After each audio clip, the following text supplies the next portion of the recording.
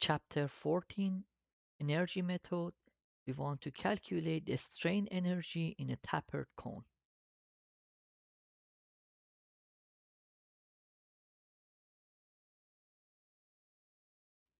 So just consider we want to calculate the strain energy for a tapered cone based on its minimum cross section. So the our tapered cone has the length of L, and at the smaller cross section R1 is equal to R, and at the fixed end that's a 2 of it, and a force, concentrated force of P is applied at the smaller cross section, and we want to calculate the strain energy based on a minimum, which is pi r squared, pi times r squared. And let's see, first, before let's define the strain energy.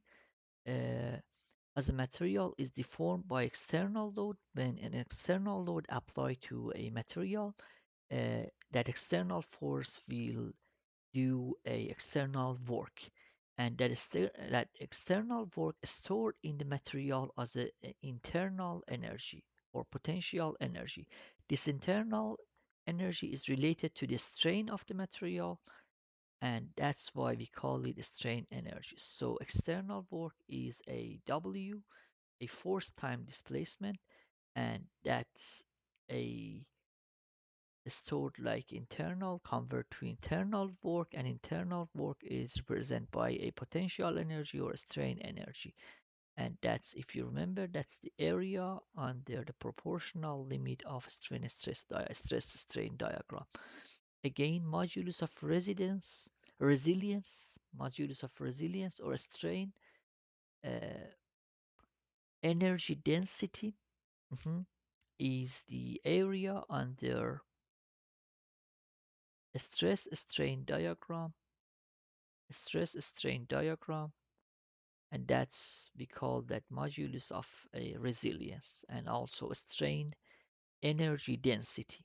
So that's a u lowercase u r, and that's a half of sigma times epsilon. So the area of this triangle is, that's the half of sigma proportional times epsilon proportional. And due to Hooke's law, which just says epsilon is sigma over E, and if you just replace that, it just gives you a half of sigma squared over E. And in general, U is energy, strain energy density, strain energy density is equal to half of sigma squared over E. And if you want to have the total a energy, that's a U capital, that's a lowercase u times volume. That gives you the total. If your density times volume, it just gives you the entire potential or strain energy function. So let's see in our problem, which we just have a tapered cone. If we just extend it all the way through to create the entire shape of a cone, a completed cone. So that's our uh, tapered cone with the length of L. Mhm. And we do know our smaller cross section goes by R, the fixed end goes by 2r. And if we just consider this our sample, which we want to sweep it all the way from the origin to the 2r, from 0 to 2r, and then calculate a our ax. So in that case, if we just develop a relation between, and if we could just consider our sample stands at the distance of x from our minimum cross section, which P applies there. So in that case, we can, at the same time, we do know potential or strain energy function is integration from 0 to L, because we have a continuous shape of sigma squared over 2e. Then strain density is U, the lowercase u, and a total energy is a strain energy times the volume, and integration of dv is the entire volume, so that gives you the entire strain energy function. And at the same time, a sigma is just p force over area, so that's p squared over ax squared, and then volume is a, so one of the area cancels out with this one, so we just remains with the one of the one area at the denominator. So now if we just define the relation Rx, the radius of our sample, mhm, based on length plus x, mhm, is equal to R radius over L. So it just says L plus x is equal to L to R. So that's the ratio between the distances and the radius. And so in that case, R sub x is equal to L plus x times over L times radius. And if we just replace that in our AX formula, it just gives us a pi, that's Rx squared. Mhm. So that's AX squared. Mhm.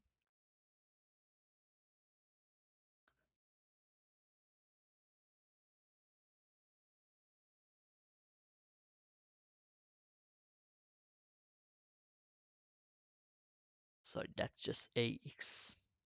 Yep, that's because we cancel out one of the it was ax squared at denominator and ax at the numerator, so we cancel the ax at the numerator, so that gives us remains with one ax at the, so that's pi times rx, which is ax, which is that's rx squared, gives us ax over here. So let's continue our problem. So if we take the constant out of the integration, then integrate from 0 to L, 0 to L, because that's our, in terms of length, this is our length of 0, and it's just the whole length. Then dx over the ax. Mhm. And if you do so, it just gives you a, just take again the second constant out of the integration and then integrate it. So it just gives you, if we call this part 1 in the main equation, this part goes by 1. The integration of 1, it just gives you a finally L over 2 pi r squared. And if you replace that in main equation, it just gives you a u is equal to p squared over 2e times L over 2 pi r squared. And it just gives you u is equal to a p squared times L over 4 EA minimum.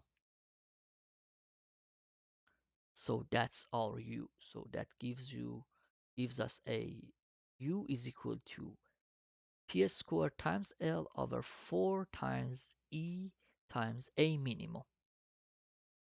That's the potential strain energy function in a tapered cone.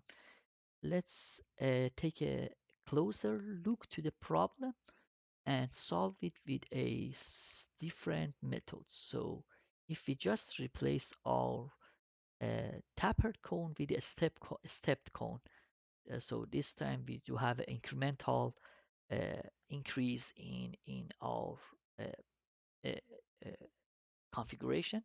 So in that case, it just says solve the same problem, this time with the stepped cone, and calculate the percentage of error. So in that case, in such case, this time strain energy function is a summation of sigma I squared times Li over E times Ai. So let's see how that goes. And each of them, because they are identical to each other in terms of length, not area, so each of them does just go by L over 5. to create the whole length of L. And it just consider the radius is at the very beginning, that's R1, which is R, and then at the each of centroid, they just have an incremental length of a 1.1 R1, 1.3 R1, 1.5, 1.7, and 1.9. That's just our estimation. And then let's attempt the problem. In this case, it just says because the whole length, all the lengths are L over 5, we can take it out of the summation. So that's, and the force is the same, P squared times L over 5, then 2 times E, 2 times E, AY. So we just develop all of them based on the minimum, which is pi times R1 squared, and the rest. So the rest is 1 over 1.1 squared times A1. The other one is 1.83 squared, 1 over 1.5 squared, 1 over 0.7 squared. That should goes by a just 7. Mhm. Then 1.1 over 1.9 squared. And if you add them all up together, it gives you, this part is goes by a minimum. This part is the a minimum, and the summation of the bracket, it just gives you a 2.4856. So that's the numeric summation in the bracket. So, and if you add them up together, it just gives you 0.99424 times p squared times L over 2e times a minimum. And how that goes, if you compare, make a comparison between two solution, it just goes by a 9 u is equal to point 99 times uh, p squared L times a 4e 2ea minimum, and that's a,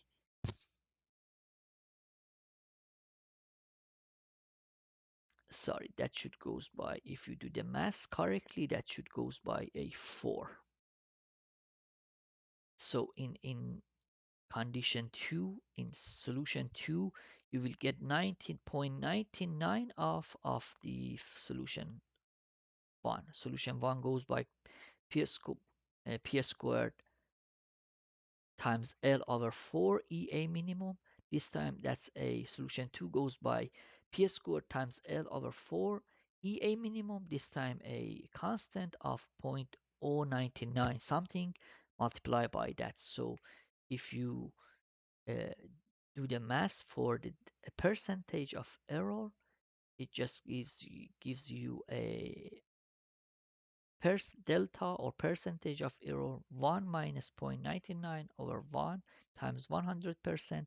That's a 0.6% or something like 0.006 in a difference. That is a very negligible amount. Thank you.